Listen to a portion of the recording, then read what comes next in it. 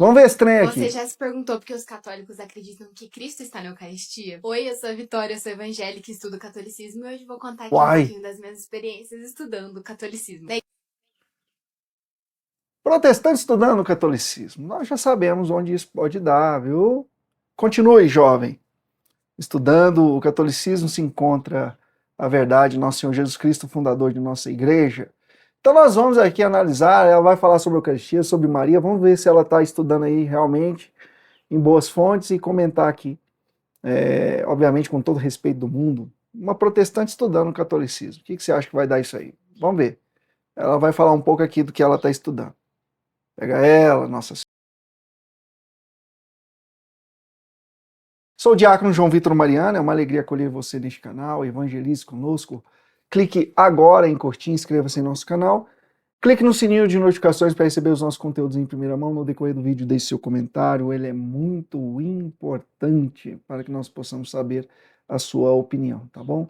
Ajude o nosso apostolado de diversas formas aqui na descrição do vídeo para que você possa nos ajudar a permanecer aqui nas gravações de segunda a sexta. Vamos ver o que essa jovem fala. Vi Coutinho é o perfil dela. Legal, vamos ver se ela está estudando catolicismo Na igreja mesmo. em que eu cresci, quem não era batizado não podia participar da Santa Ceia, mas quem participava comia do pão, bebia do vinho em memória de Cristo.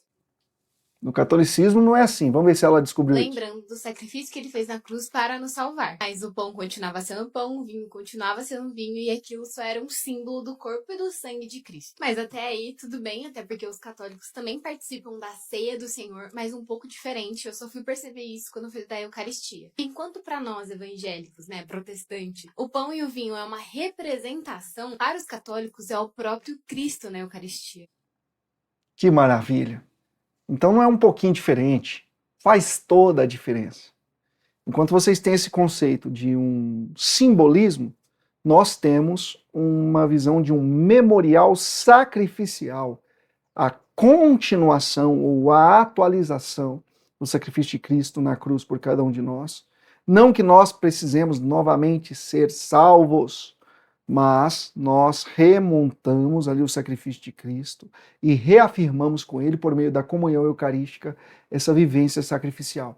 Totalmente diferente. Corpo, sangue, alma e divindade. Muito bem. Foi uma coisa que eu lutei muito para entender, porque quando Jesus fala fazer isso em memória de mim, eu entendo memória como lembrar algo que aconteceu no passado. Enquanto para os católicos essa palavra tem um significado muito mais profundo.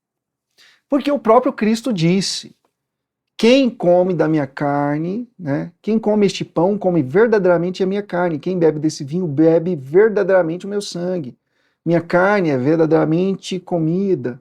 Né? Então, isso está em João capítulo 6, versículo 55 a seguir. Foi o próprio Cristo que disse.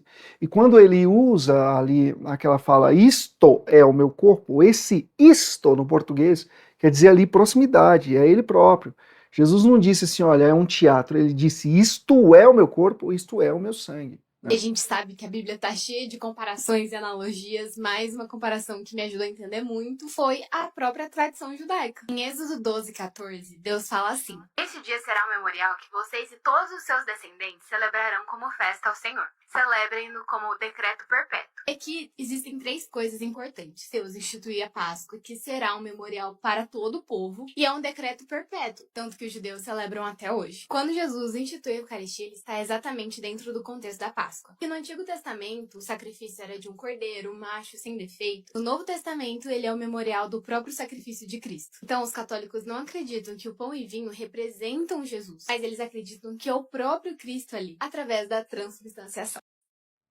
E os católicos dos primeiros séculos também, quando nós vemos Tertuliano na prescrição contra os hereges falando da Eucaristia.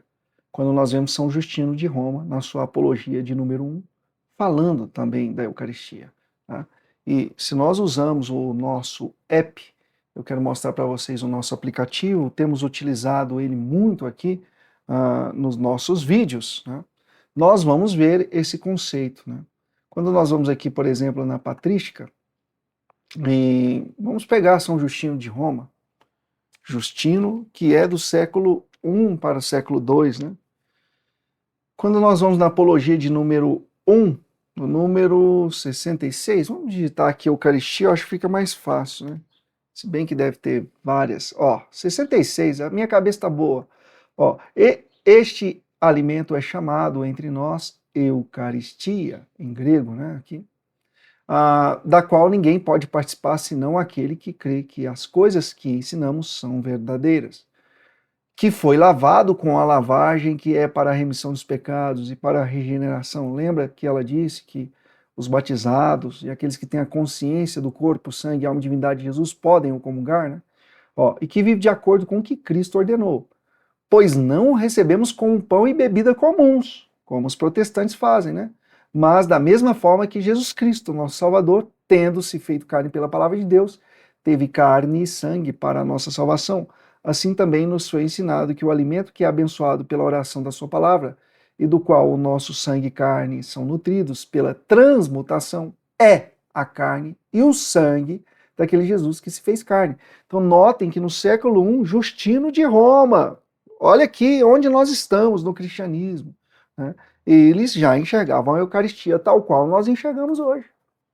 Então, minha jovem, não são os católicos de agora, são os católicos de sempre, né? Vamos ver mais um pouquinho aqui do vídeo dela aqui.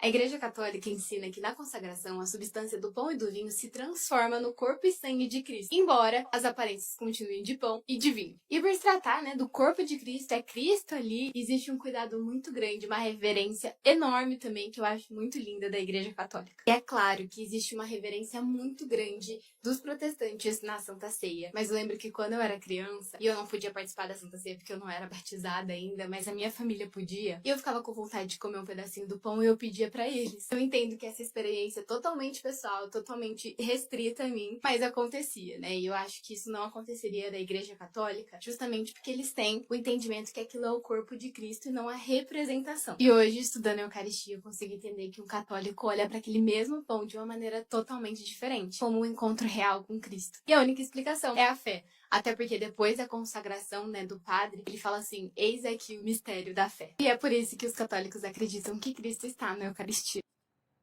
Que bacana, né? Ela não declara aqui que está se convertendo, que está estudando com esse fim de uma possível conversão, não, viu, gente?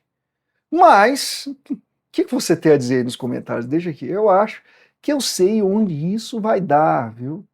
Porque quem estuda a verdade do catolicismo vai chegar nesse ponto aí mesmo de se aproximar da fé de forma convicta, né? Tem um outro vídeo dela aqui que eu já até preparei aqui. Vamos ver aqui o que ela fala. Você já se perguntou o que significa esses 3 corações? Oi, eu sou a Vitória, eu sou evangélica e estudo catolicismo. E hoje eu vou contar aqui um pouquinho das minhas experiências estudando o catolicismo. Vamos falar do coração de Maria? O coração de Maria é chamado de imaculado porque a Igreja Católica acredita que ela foi preservada do pecado original desde a sua concepção. Devoção ao coração de Maria já acontecia há muitos séculos, mas a devoção ao coração de Maria, o conceito de Imaculada Conceição já acontecia há vários séculos. Opa, isso aqui já é um reconhecimento e uma honestidade intelectual que muitos protestantes não demonstram, inclusive tentando dizer que é uma devoção muito tardia da igreja. Parabéns pela honestidade dela aqui, ela né? ganhou força devido à aparição de Nossa Senhora de Fátima aos 3 pastorinhos. Falando da aparição de Fátima, gostei. Que relatam que viram o coração de Nossa Senhora cercado de espinhos, assim como o de Jesus. Mas isso não é por acaso. Os 2 corações estão profundamente unidos. Se o coração de Jesus sofre de amor pela humanidade, o coração de Maria sofre por ver as pessoas não se importarem com esse amor e se afastar cada vez mais de Deus. O que mais me chamou a atenção foi perceber que o coração de Maria não foi apresentado como um coração extraordinário simplesmente porque ela era mãe de Jesus, mas foi apresentado como um modelo de como todo cristão deveria amar a Deus. Muito bem, a catequese dela é mais profunda até do que muitas catequeses católicas que nós vemos por aí, nós devemos assumir isso. Mas é interessante, né, tentar imaginar onde isso vai dar. No entanto, eu queria falar da profundidade daquilo que ela traz, né? Essa relação compenetrada dos corações imaculado de Maria com o coração sagrado de Jesus, com o Sagrado Coração, né? Esse coração que se conecta, o coração do filho ao coração da mãe, o coração da mãe ao coração do filho. E tudo isso permeado pelo coração de Deus, porque nós acreditamos que Deus Pai, embora não materializado como Filho, o coração do Pai existe, né?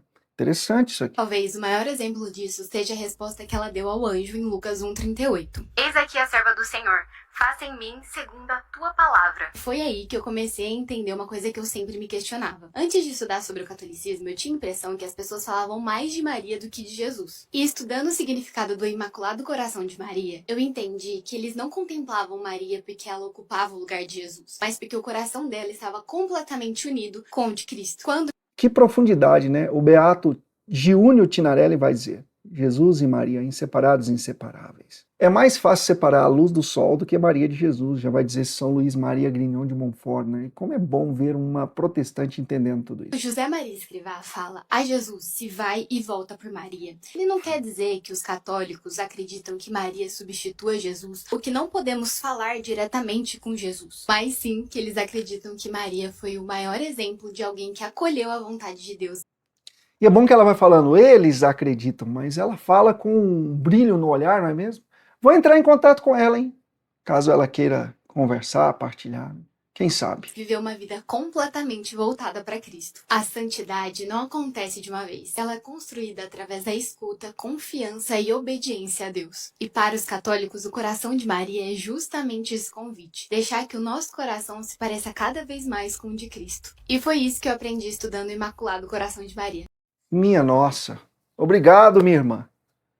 Porque o que ela está fazendo aqui é uma catequese. Ela está ajudando com que o catolicismo seja difundido. Ela está colaborando para que a fé católica seja conhecida.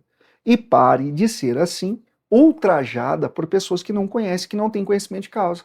Ela, eu posso dizer, que estudou e agora tem a oportunidade de respeitar a fé católica, e não somente isso, dar um testemunho para os seus irmãos protestantes que ainda não fazem, que ficam atacando Nossa Senhora, atacando a Eucaristia, dizendo que nós somos idólatras.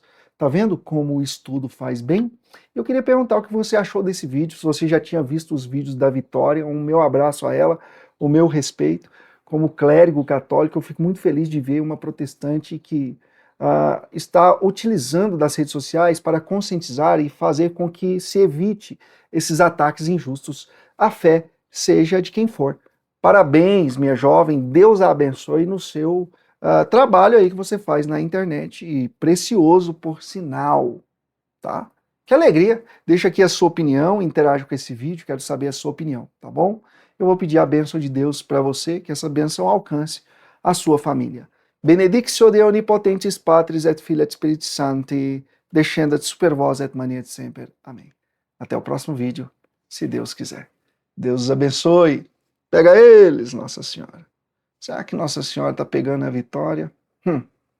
Pega ela, Nossa Senhora.